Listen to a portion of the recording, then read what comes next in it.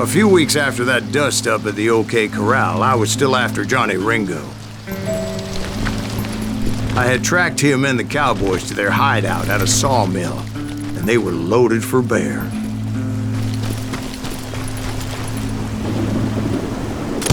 Somebody's coming! So, what exactly did Johnny Ringo do to piss you off? Well, him and that other bastard. Roscoe Bob Bryant? Yep. They both deserve to die, and I promise I'll tell you why. But first, I need to tell you about the Cowboys' new boss, Curly Bill Brocious. Herb's coming! Get ready, boys.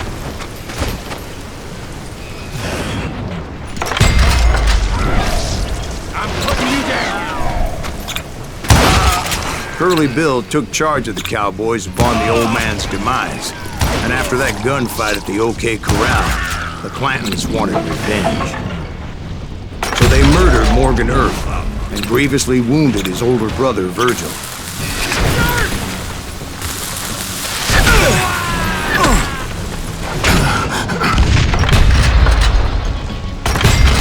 Wyatt and Doc went on what became known as the Vendetta Ride, hunting those outlaws down.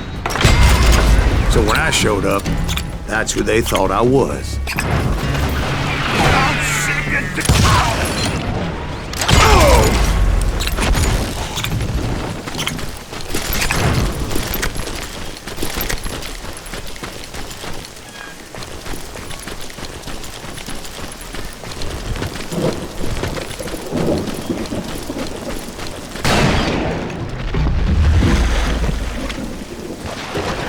There were killers around every corner, all wearing red bandanas.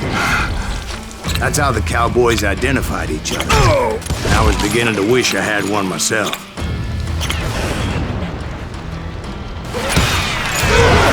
But I wasn't about to let Ringo walk away unscathed. And that's what drove me forward. They say that Ringo was incredibly fast. Hardly saw anyone faster, boy. Certainly not Wyatt Earp. That man was all hat and no cap. Earp wasn't much of a match for him, but Doc Holliday might have taken him. That lunger should have kept his nose out of it. They never charged anyone for the murder of Morgan Earp. But everybody knew that Curly shot him in the back. That was common knowledge. Yeah, maybe so. But Ringo had nothing to do with it. He was just being loyal to a friend. Is that what you call it? Being loyal? Excuse me, sir. I have a question. What's that, Dwight? After old man Clanton died, why didn't his son take over the Cowboys? Because Ike Clanton was dumber than a box of rocks and a yellow belly to boot.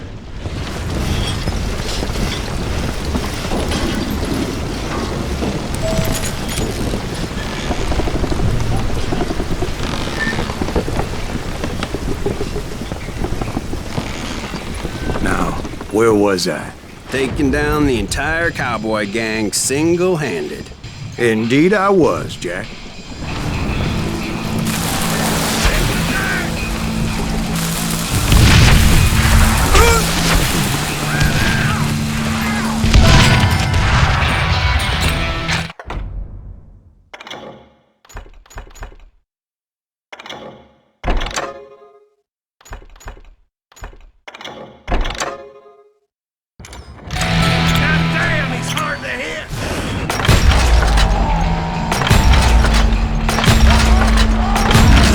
It wasn't easy, as those boys had good cover.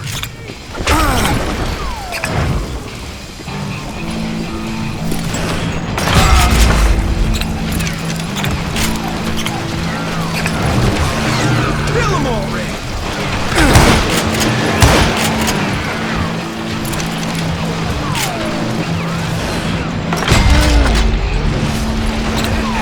Just kill Ray!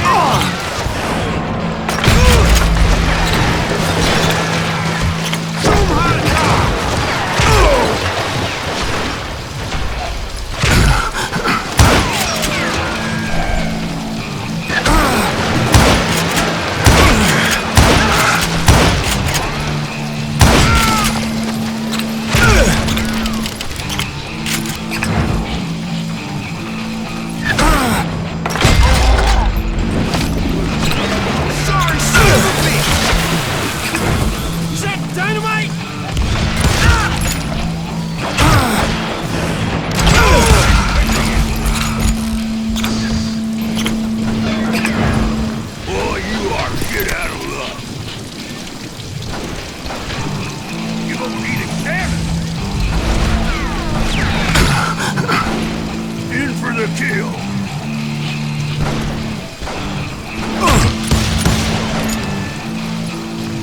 on now, what? Blame him! God damn it! There were carts everywhere, piles of lumber, and God knows what else for people to hide behind. That really was one hell of a sawmill. Quite an impressive operation.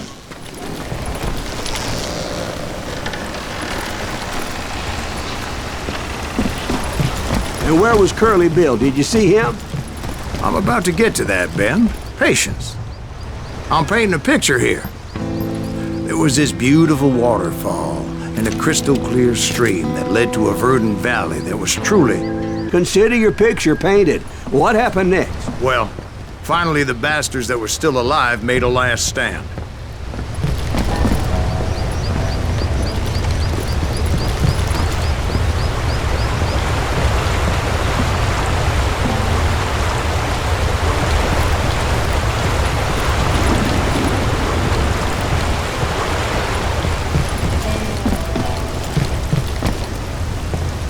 Curly Bill, Johnny Ringo, and his compadres took off into the lumber yard, and I followed after.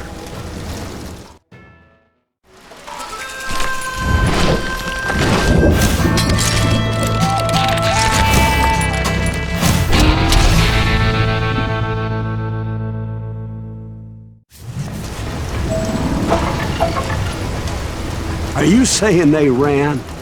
Cowardice was not in Ringo nor Curly Bill's nature. No, sir. I never said they were running scared.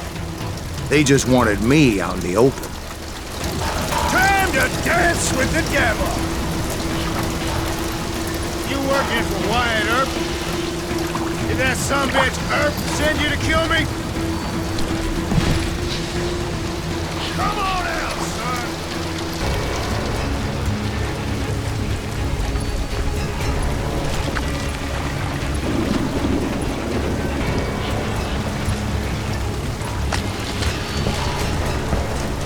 Did that sumbitch Earp send you to kill me? Shit!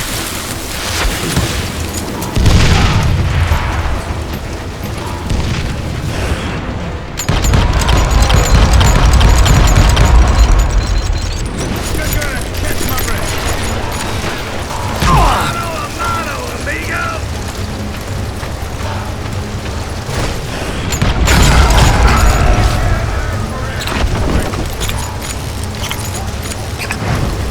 Kill you like I killed Morgan Earp.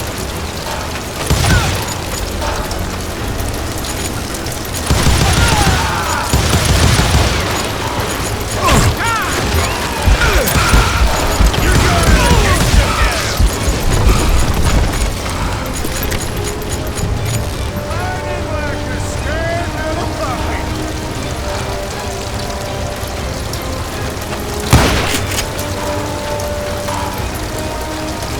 Let's see what you got.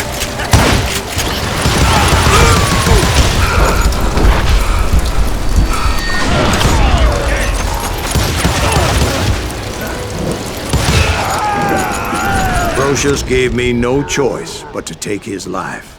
But Ringo was nowhere to be found. I knew you didn't kill Ringo, because he was found dead in a different location altogether. To this day, his killer is still unknown. Indeed. Took me a few months before I finally tracked his ass to West Turkey Creek Canyon.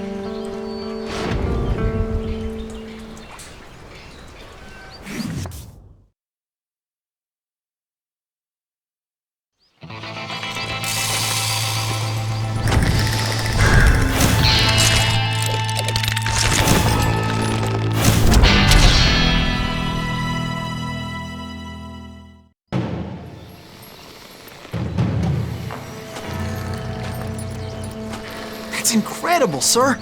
I always thought that Doc Holliday was the one that killed him.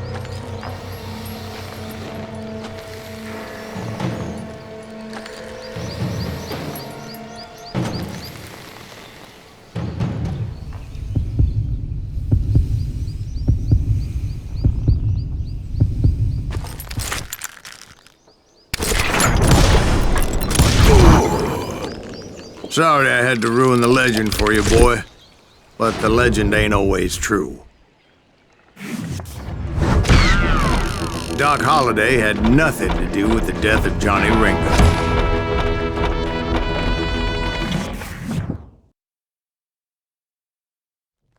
I was paid a healthy bounty for Ringo and Curly Bill, and realized there was real money to be made. That's why I went after Henry Plummer.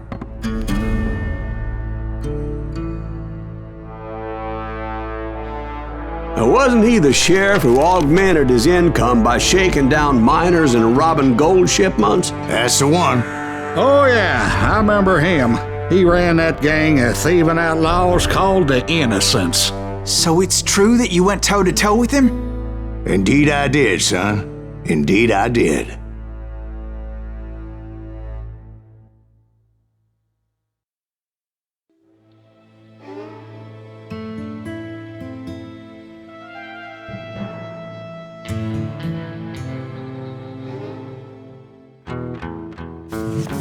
I knew I needed resources if I was going to track down Roscoe Bob Bryant, and hunting Plummer looked like a good way to get rich quick.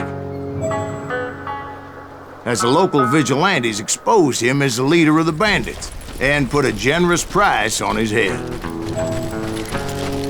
Plummer rallied his gang to plunder one last gold mine before making their escape, and that's where I thought I'd find him.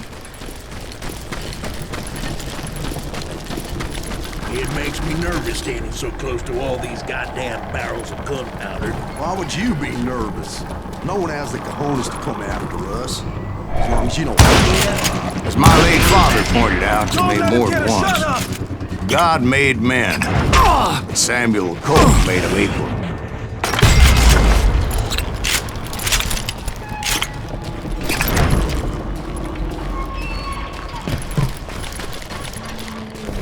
I knew that dynamite wasn't mine, so I decided the polite thing would be to return it.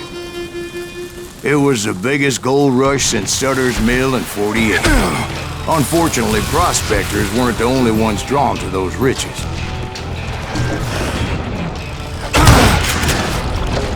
There were thieves and killers, robbing travelers and hijacking gold shipments. Like those that ran with Plummer. Some were just regular folks I knew from town, drawn by greed and easy pickings. Charlie Crow, the blacksmith. James, who worked in the stable.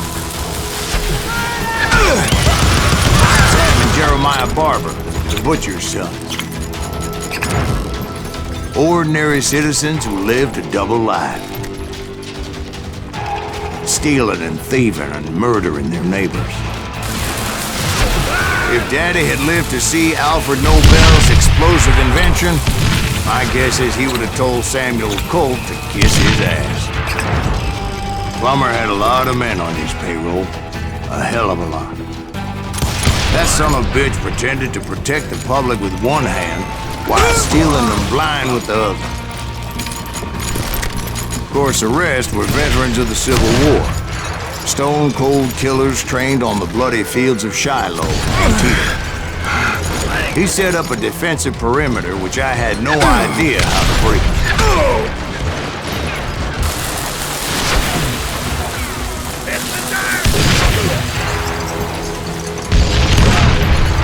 Put that moron out of his misery.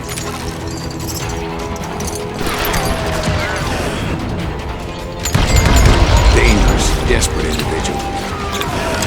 I was outnumbered and in way over my head, but I was too damn stubborn and stupid to realize.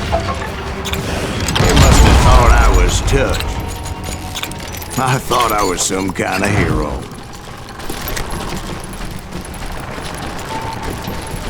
I finally made it past and headed on to meet my destiny. But first, I had something I needed to figure out. I had a few ideas on how to get into that mine, but once I made my decision, I knew there was no turning back. So my first thought was to enter the nearest mine portal. I saw an entrance. Made sense. It was the quickest way in, but that also made it more dangerous, as there would undoubtedly be enemy pickets posted along the way.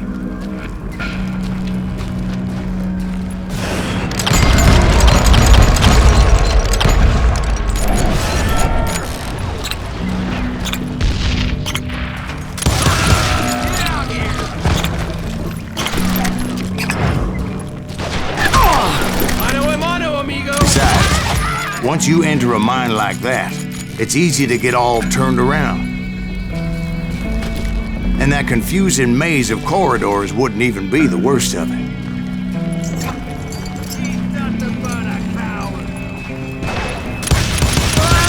Some of those shafts could be as deep as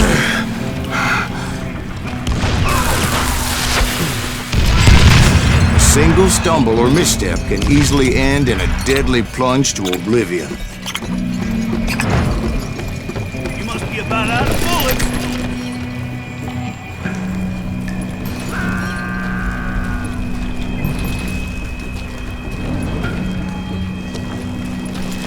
Quick reflexes often make up for a lack of common sense. Luckily, I was never one to be easily bushwhacked.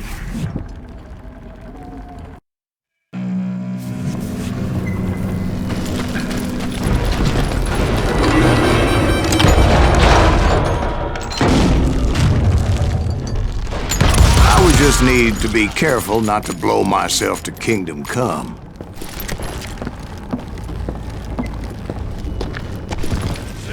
With all that gunpowder and dynamite everywhere, a body has to know what he's shooting at.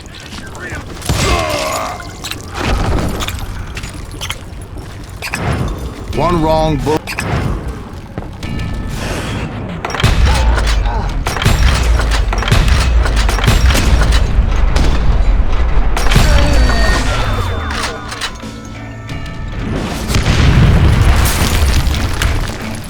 I freely admit that my plan of attack was not just moronic, but clearly insane.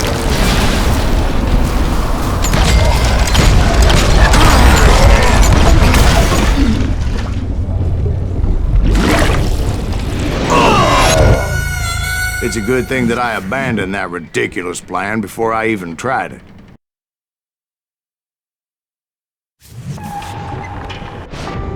Instead, I spotted a ladder, a way into the mine from the opposite side.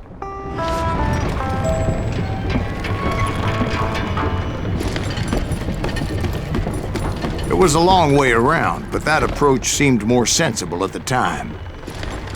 Of course, being I had a problem with heights, that scaffolding scared the bejesus out of me.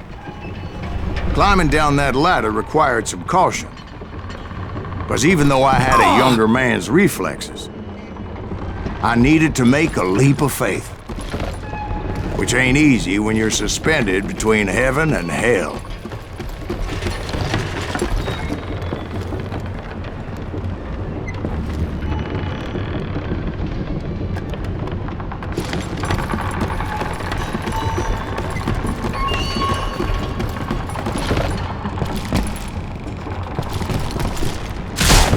I was determined not to give up, however. As Sheriff Plummer seemed quite the despicable character. When the vigilantes discovered what the sheriff was up to, people were outraged. That 10,000 they put on his head would go a long way to helping me find old Bob. And I had made it my mission to settle that score from hell to high water.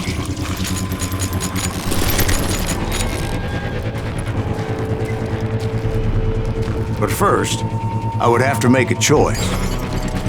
Take the elevator or climb the ladder.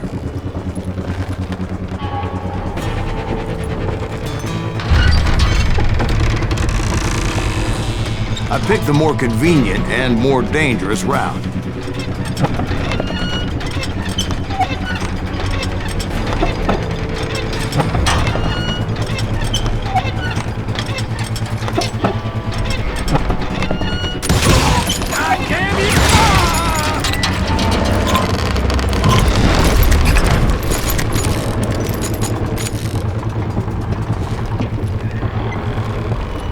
Plummer was a mad dog killer, and the people of Nevada City deserved better. Nevada City? Well, I thought Plummer met his maker in Bannock, Montana. Right, well, he was the sheriff of both places at one time or another, but that's neither here nor there. The point was, taking him down would save a lot of lives, including my own.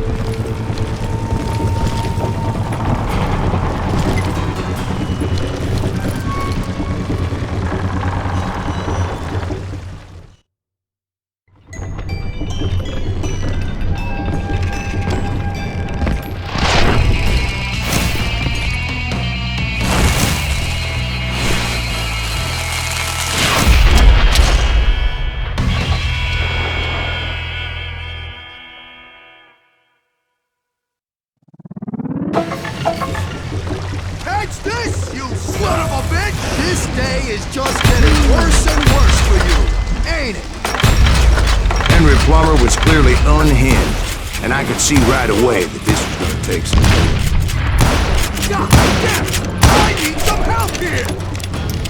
Come on, boys! Take this cocksucker out! He's almost as good as me.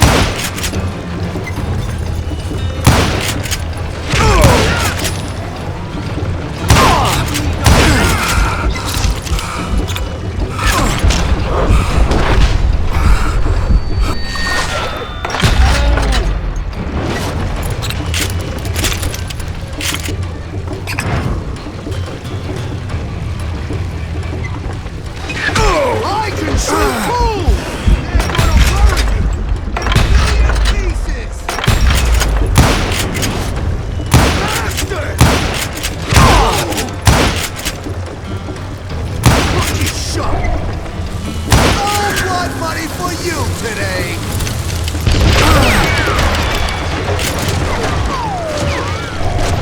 Bastard! They're gonna... So that's how Henry Plummer died. Him and his crew were worth their weight in gold. And now, I was officially a bounty hunter.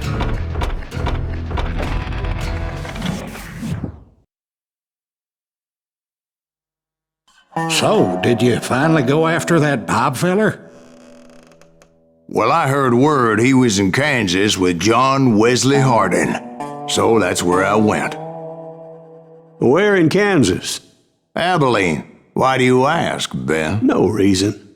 Was Hardin as fast as Ringo? Ringo was fast, but John Wesley was as fast as the devil himself.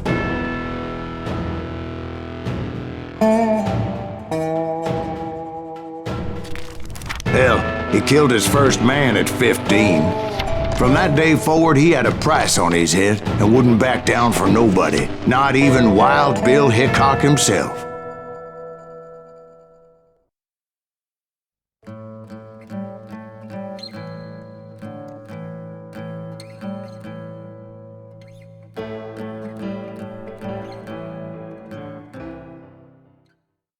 I dodged death many a time, and that night in Abilene was no different.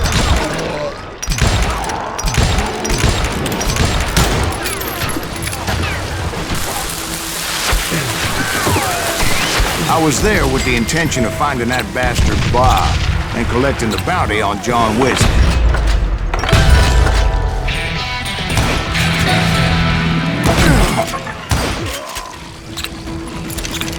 I thought the Texas Rangers got Hardin.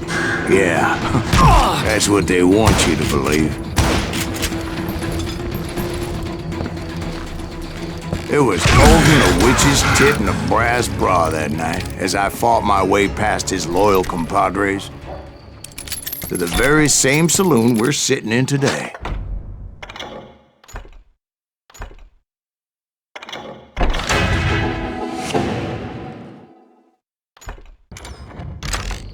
Look around and imagine this place painted in blood. Hardin was waiting for me, and...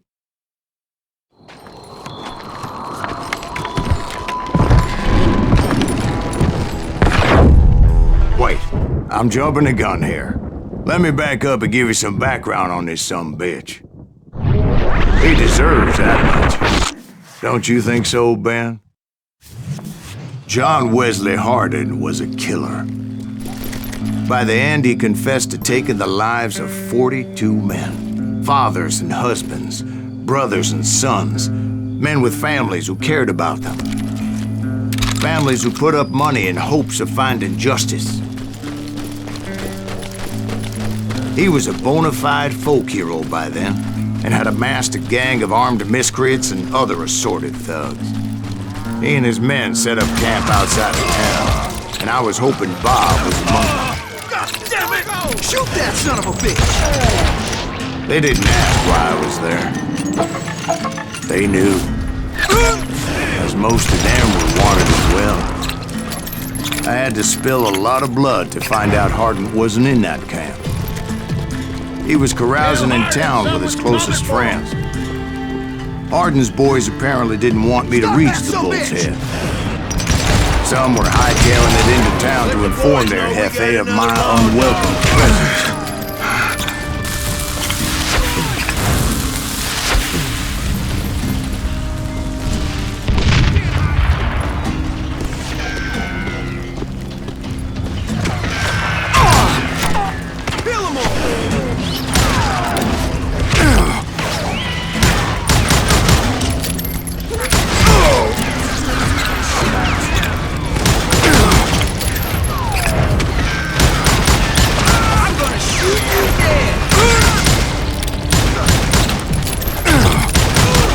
I wondered if Bob was among them.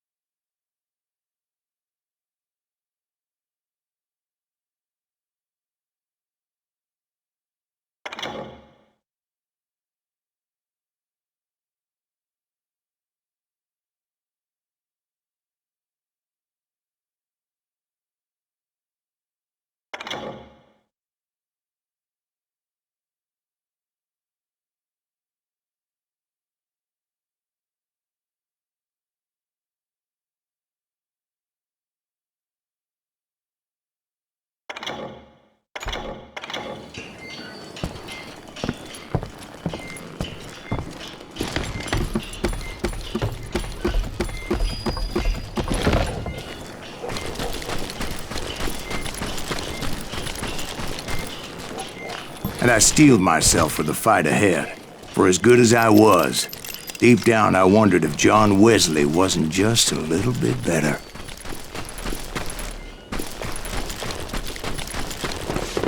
Before I could test my mettle against Hardin, however, I would first need to dispatch his cadre of hired killers. Most of these degenerates were beyond redemption, but John Wesley might have been a different story. I didn't learn until later that that night was in fact his birthday celebration.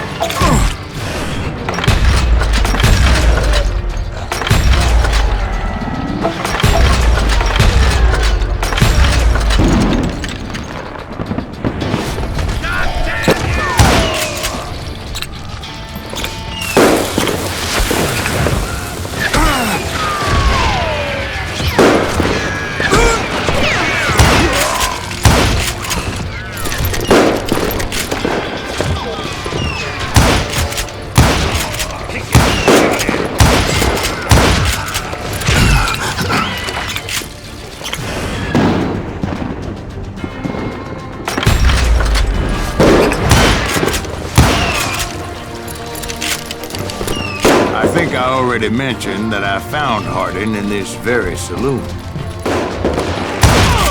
Suffice it to say, nobody there was happy to see me.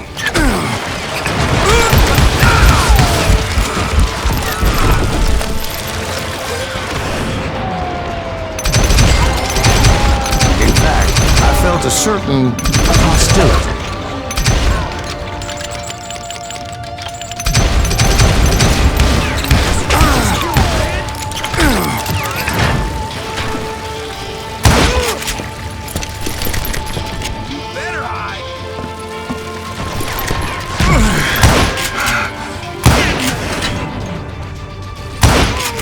I was disappointed that neither Bob nor John Wesley were among the dead. But that was short-lived, as a moment later I was facing down the fastest gun in the West.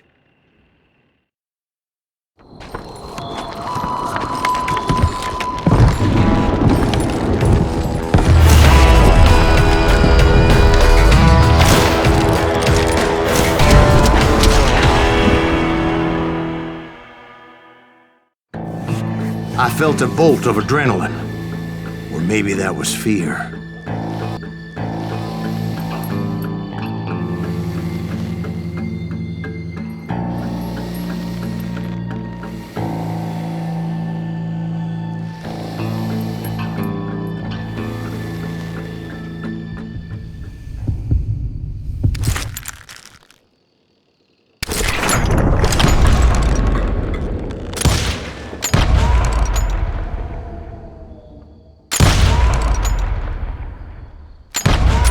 That man was faster than greased lightning.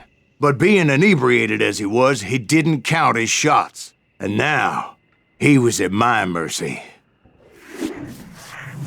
So he didn't die? No, I sent him to prison. Years later, after he was free, some restless avenger took his life. Shot him in the back in a saloon just like this one. Anybody up for another beer? Ben?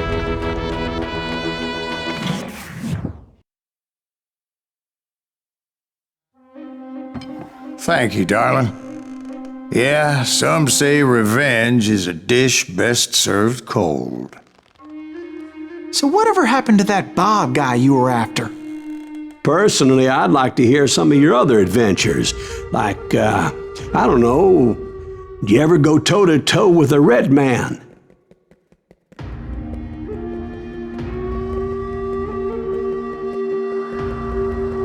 Yes, I did, Ben. I remember once I was after this renegade Apache, Grey Wolf. Strangely enough, revenge was also his primary motivation.